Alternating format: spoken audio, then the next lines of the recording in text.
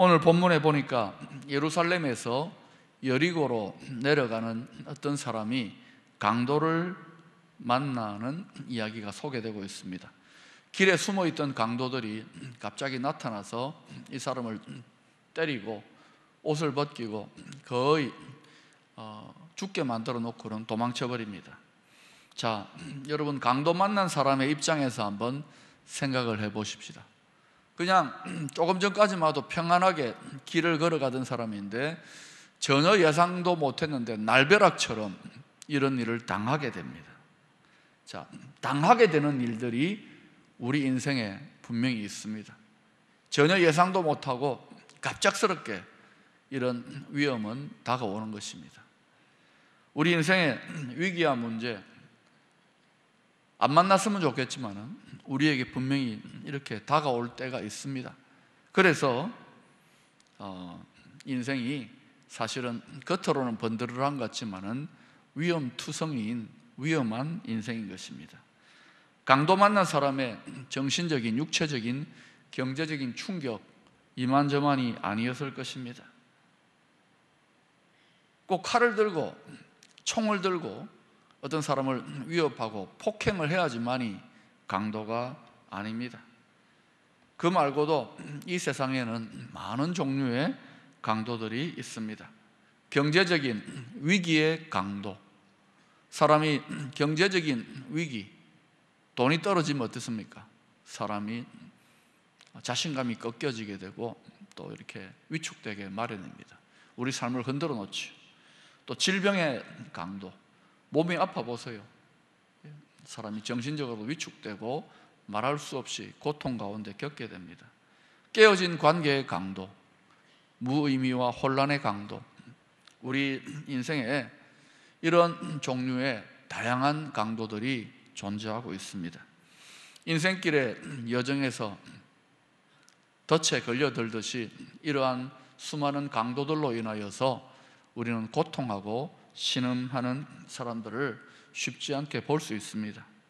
또 이 자리에 함께하고 있는 여러분들 가운데서도 아마 목사님, 제가 말은 안 해서 그렇지 제 속에 많은 어려움과 고통이 있습니다라고 호소하는 분들이 있을 것입니다.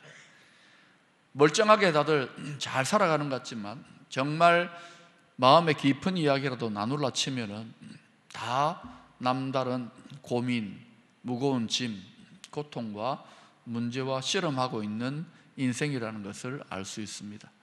여러분, 이 중에 힘든 분들이 있을 것입니다. 그런데 분명한 것은 나만 혼자 그렇게 힘들게 불공평하게 고통하고 있는 것이 아니라는 것입니다. 저마다 버티고 견뎌가고 있는 것이 인생입니다. 그래서 예수님께서 인생을 정의하기를 수고하고 무거운 짐진 자들아, 기가 막힌 통찰입니다. 또 인생을 정의하기를 병든 자들이라고 그렇게 말하고 있습니다. 수고하고 무거운 짐을 지고 걸어가는 것이 인생이요, 또 인생을 계속 살아가다 보면 여러 가지 일들로 인해서 지치고 피곤하고 병드는 것이 인생입니다.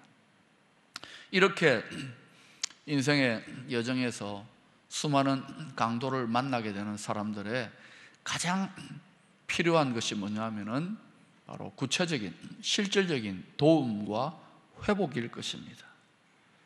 교회는 어떤 곳인가? 함께 격려하며 사랑을 나누며 이런 분들이 회복되어져 가는 곳, 치유되어져 가는 곳이 바로 교회입니다. 이렇게 강도 만나 길에 버려진 사람 곁을 가장 먼저 지나간 사람이 오늘 본문에 나오는데 31절의 한 제사장입니다. 당시 이스라엘 사회에서 제사장은 존경받는 종교 지도자였습니다. 자, 하나님을 늘 섬기고 하나님께 기도하고 백성들에게 하나님의 말씀을 가르치는 사람입니다. 그러면 마땅히 그가 쓰러진 사람에게 도움을 베풀을 것을 기대해야 되는데 오늘 이야기는 보면은 이 사람이 피투성이가 되어 쓰러진 사람을 보고도 제사장이 외면하고 그냥 지나가 버립니다. 기대했는데 그 기대와는 다르게 행동했다는 거예요. 두 번째로 늘 성전을 지키고 봉사하던 레위인이 그 쓰러진 사람 곁을 지나가는데 이 사람 역시 보고도 피하여 지나갑니다. 제사장이나 레위인의 경우, 오늘날로 말한다면 우리 목회자들이나 예수를 먼저 믿는 우리들을 말한다고도 할 수 있을 것입니다. 이런 제사장과 레위인들이 강도짓을 하듯이 직접적인 죄를 범한 것은 아니지만 마땅히 선행을 할 수 있는 자리에서 그것을 외면하고 피해서 갔다, 마땅히 해야 될 것을 하지 않았다, 그것 또한 죄인 것입니다. 야고보서 4장 17절에 이런 말씀이 나옵니다. 그러므로 사람이 선을 행할 줄 알고도 행하지 아니하면 뭐라고요? 죄니라. 우리는 꼭 하지 말아야 될 것을 행하는 것을 죄라고 생각하는데 마땅히 해야 될 일을 하지 않는 것도 죄입니다. 그런 의미에서 오늘날 교회 안에 먼저 들어와 있는 하나님을 믿는 우리들, 어떤 사명을 우리가 감당해야 될 책임이 있는 존재들인데 우리가 마땅히 해야 될 것을 감당하지 못하는 그런 의미의 고차원적인 죄를 우리가 범하고 있다는 것을 우리가 알아야 됩니다. 극작가 버나드 쇼는 이런 말을 했습니다. 주변 사람에게 저지르는 가장 큰 죄는 그들에 대한 무관심이다. 무관심은 비인간성을 대표하는 가장 반인간적인 감정이다. 우리가 살아가는 이 시대에 중요한 특징이 있다면 무관심입니다. 오늘날 이 시대가 무관심한 시대가 되었다. 그것은 다르게 말한다면 사랑이 점점 식어가는 시대가 되었다는 거예요. 우리가 기도 가운데 깨어있는 것, 나를 위해서 기도하는 것 필요하지만은 다른 사람들을 위하여, 내 아닌 다른 존재를 위하여 기도하는 것, 그것이 바로 깨어있는 사명을 감당하는 모습이고 또 사랑을 실천하는 모습이라고 할 수 있습니다. 오늘 제사장과 레위인은 무관심했습니다. 그냥 그럴 수도 있지 하지만은 사실은 선을 행할 줄 알고도 행하지 아니한 무관심의 죄를 범한 것이라고 할 수 있습니다. 그러다가 세 번째로 사마리아 사람이 강도 만나 버려진 이 사람을 만나게 됩니다. 당시에 사마리아 사람과 유대인은 원수지간이나 다름이 없었습니다. 유대인들은 피가 섞여버린 이 동족인 사마리아 사람들을 아예 사람 취급을 안 했습니다. 개돼지 취급을 하고 멸시했습니다. 속으로 멸시했습니다. 상종을 안 했습니다. 반대로 사마리아 사람들은 자신들을 멸시하고 무시하는 유대인들에 대해서 늘 열등감이 있었고 피해의식과 또 앙심을 품고 살아갔습니다. 자, 상황이 이렇다 보니까 사마리아 사람이 그때 당시에 강도 만난 유대인을 만났다. 그러면은 이 사마리아 사람이 어떻게 반응할 것 같습니까? 우리가 예상할 때에 에이, 우리를 무시하던 유대놈 당해도 싸다, 그러고는 무시하고 지나갈 가능성이 높을 것입니다. 그런데 뜻밖에도 일반적인 사람들의 상식을 벗어나서 이 유대인, 이 사마리아 사람은 그 쓰러진 강도 만난 유대인을 불쌍히 여겨서 기름과 포도주를 부어줍니다. 상처에 붓습니다. 이건 치료한다는 말, 연고를 바른다는 말입니다. 그리고 싸매어 줍니다.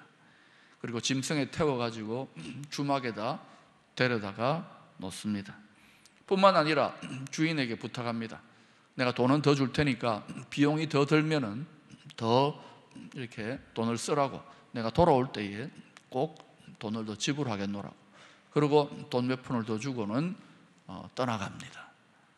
자, 이 사마리아 사람으로부터 우리는 이러한 자비와 긍휼과 사랑이 나타나리라고 전혀 예상을 못했습니다. 근데 예상 밖의 일이 일어난 거예요.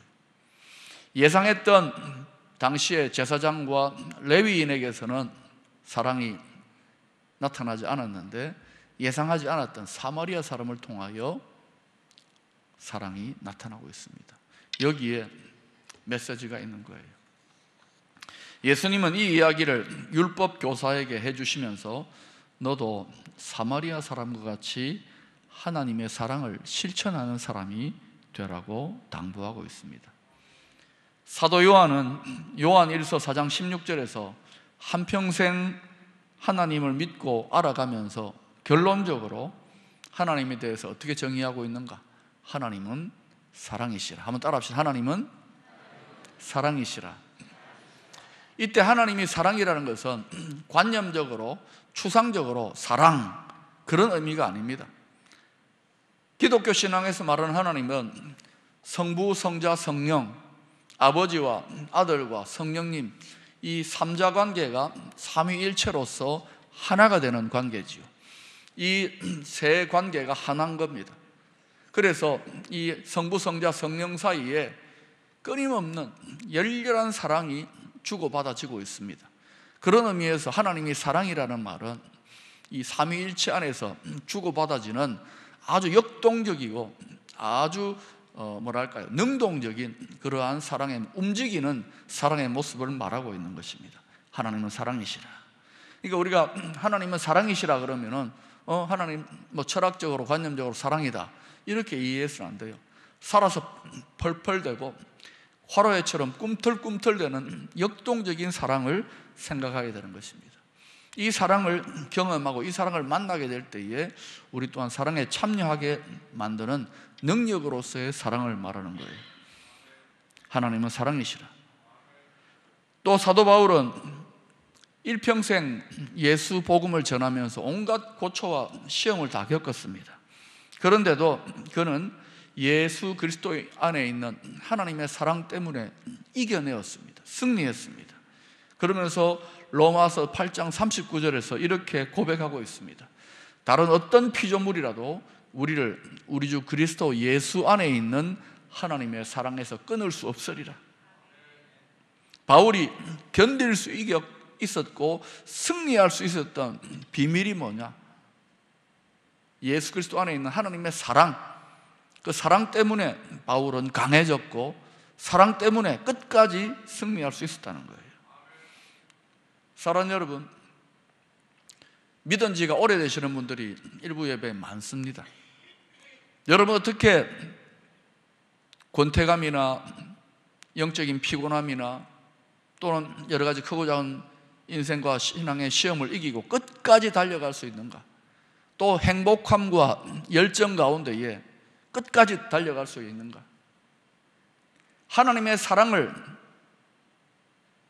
알아가기 위한 믿음의 씨름, 하나님의 사랑이 계속 공급되어지는 이 사랑 가운데 깨어있게 될 때 끝까지 달려갈 수 있는 줄로 믿습니다. 그래서 여러분, 다른 사람들을 먹이고 다른 사람들을 섬기려고 하는 것 이전에 내가 내 영혼을 먼저 먹여야 됩니다. 내가 내 영혼을 잘 먹인 상태가 된다는 것은 내 심령 안에 하나님의 사랑이 풍성케 되어지는 것을 말합니다. 믿음의 보요한 자가 될 수 있기를 축원합니다. 영혼이 풍요로운 자가 될 수 있기를 축원합니다. 누가 믿음에 부유하고 누가 영혼이 풍성한 자입니까? 하나님의 사랑에 부유한 자입니다.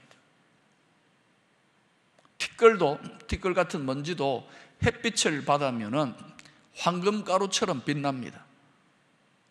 우리의 심령이 깨어지고 망가지고 곤고하고 공허하다 하더라도 하나님의 사랑이 느껴지고 내가 하나님의 사랑을 받는 존재라는 것을 깨닫게 되어질 때에 우리의 인생은 황금처럼 빛나게 될 줄로 믿습니다.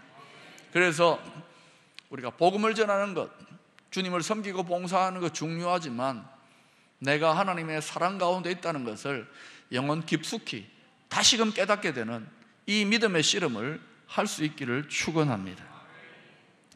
하나님을 누구보다도 깊이 알고 체험했던 사도들, 일생 동안 하나님과 동행하고 하나님을 점점 알아갔던 사도들의 결론적인 하나님 고백이 뭐냐? 하나님은 사랑이시라. 예수님이 오늘 말씀을 통해서 너도 사마리아 사람처럼 사랑을 실천하는 사람이 되라고 하는 것은 먼저는 이미 하나님을 믿고 신앙생활을 하고 있는 하나님의 백성된 우리 성도들에게 먼저 주신 말씀인 것입니다. 여러분이 예수 그리스도를 통하여서 사랑이신 하나님을 믿고 알아가게 될 때에 크게 다음과 같은 세 가지의 축복을 받게 됩니다. 오늘 교회 처음 나오신 분은 이 세 가지 축복을 잘 기억하시기 바랍니다. 뿐만 아니라 먼저 믿은 분들은 내가 그러한 축복 가운데 나아가고 있는지를 점검해 볼 필요가 있습니다. 첫 번째 축복이 뭐냐? 풍성한 인생으로 점점 변화되어 갑니다. 요한복음 10장 10절에서 예수님은 이렇게 말씀하셨습니다. 내가 온 것은 양으로 생명을 얻게 하고 더 풍성히 얻게 하려는 것이라.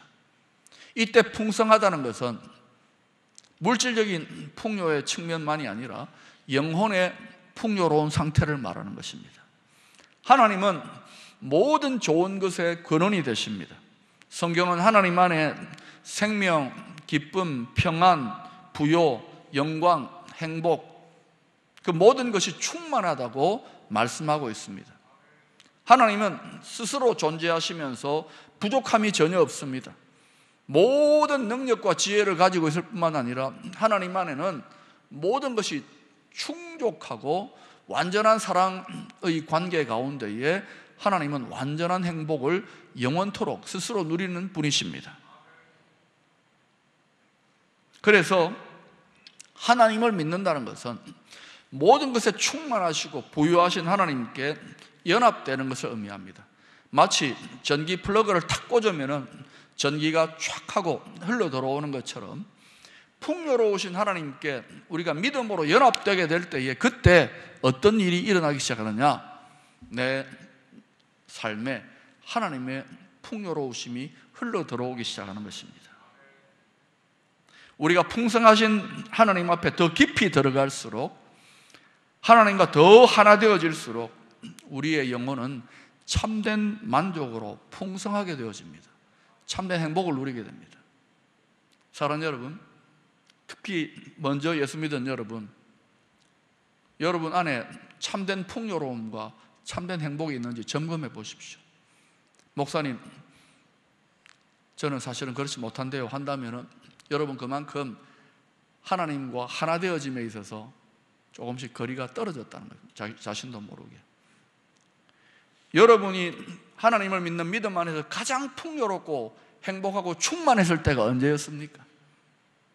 하나님으로 온전히 하나 되어졌을 때, 하나님으로 내 심령이 가득 차게 되었을 바로 그때입니다. 여기에 참된 행복의 비밀이 있는 것입니다. 예수를 믿고 행복해지는 성도의 참된 행복의 비밀은 믿음으로 말미암아 행복하시고 풍요로우신 하나님의 행복에 참여하는 것입니다. 그때 하나님의 행복이 내 안에, 하나님의 풍요로우심 내 안에 흘러 들어오는 것입니다. 예수님이 이것을 주시기 위하여 양으로 생명을 얻게 하고 더 풍성히 얻게 하겠노라고 말씀하셨습니다. 이 약속 한 가지라도 우리가 증인이 될 수 있기를 소망합니다. 두 번째는 마음의 안식을 얻게 됩니다. 마태복음 11장 28절에 예수님은 이렇게 약속하셨습니다. 수고하고 무거운 짐진 자들아 다 내게로 오라. 내가 너희를 쉬게 하리라. 우리가 하나님을 믿고 더 많이 알아갈수록 우리 인생의 모든 근심과 염려를 온전히 맡길 수가 있게 되는 것입니다. 시편 68편 19절은 하나님에 대해서 이렇게 말씀하고 있습니다. 날마다 우리 짐을 지시는 주 곧 우리의 구원이신 하나님을 찬송할지로다. 하나님이 어떤 분이냐? 날마다 우리의 짐을 짊어주신답니다. 하나님 믿는다는 것은 다시 말하면 우리 인생의 무거운 짐을 맡기는 것을 말합니다. 잘 믿는 사람은 잘 맡기는 사람이에요. 그래서 믿음의 실력이 좋은 사람은 아무리 힘들고 크고 무거운 짐이라 할지라도 잘 맡기게 되는 사람입니다. 맡긴 사람에게 나타나는 특징이 무엇입니까? 홀가분함입니다. 가벼움입니다. 그래서 맡기는 삶을 살아가기 때문에 제대로 예수 믿는 사람에게 주어지는 선물이 있는데 바로 마음의 평안과 안식입니다. 믿는 사람도 근심과 염려에 눌리게 되고 이렇게 믿음이 눌리는 경우들이 있습니다. 무거워서 그런 거예요. 그런데 기도하고 하나님을 바라보고 영적으로 씨름하다 보면 맡기는 과정이죠. 그렇게 하다 보면 다시금 평안과 안식을 누리게 되는 것입니다. 예수를 믿는 자에게 주는 축복입니다. 오늘 특별히 교회 처음 나오신 분들, 이 하나님이 여러분에게 주시고자 하는 참된 풍요와 마음의 평안과 안식 가운데로 나올 수 있기를 축원합니다. 세 번째는 영원한 생명을 얻게 됩니다. 요한복음 3장 16절은 예수 믿는 자에게 이런 약속이 소개되고 있습니다. 우리 같이 읽어볼까요? 시작.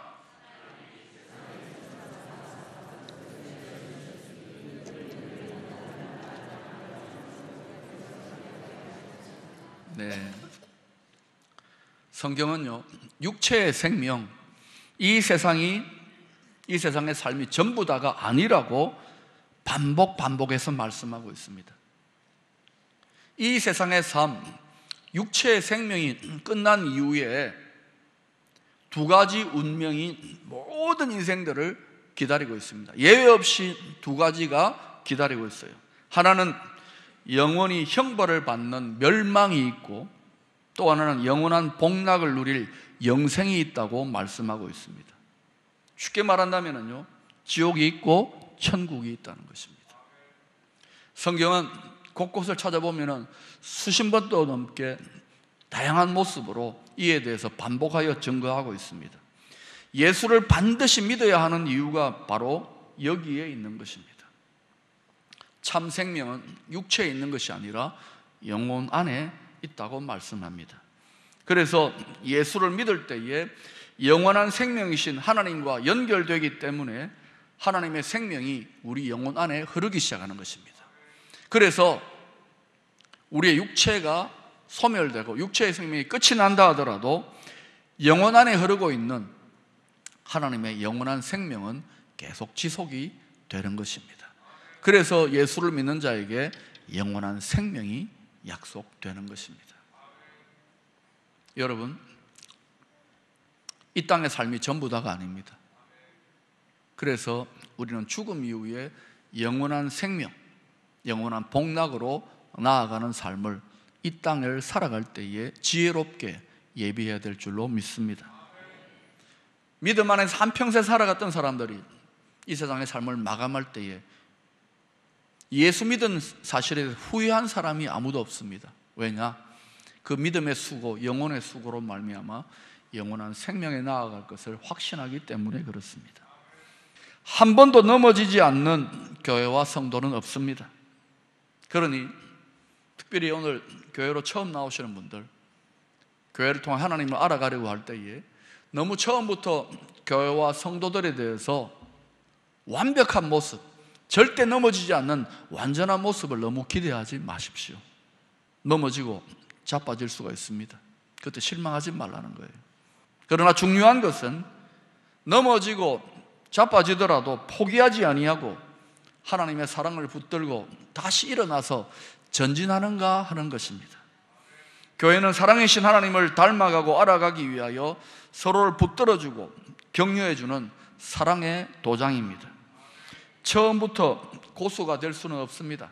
넘어지고 실패합니다. 흔들립니다. 그러나 사랑이신 하나님을 알아가고 닮아가는 이 공통의 목표를 향하여 부족하지만 서로 격려하면서 서로 붙들어주면서 하나님께서 약속하신 그 풍성한 삶을 향하여 나아가게 되는 것입니다.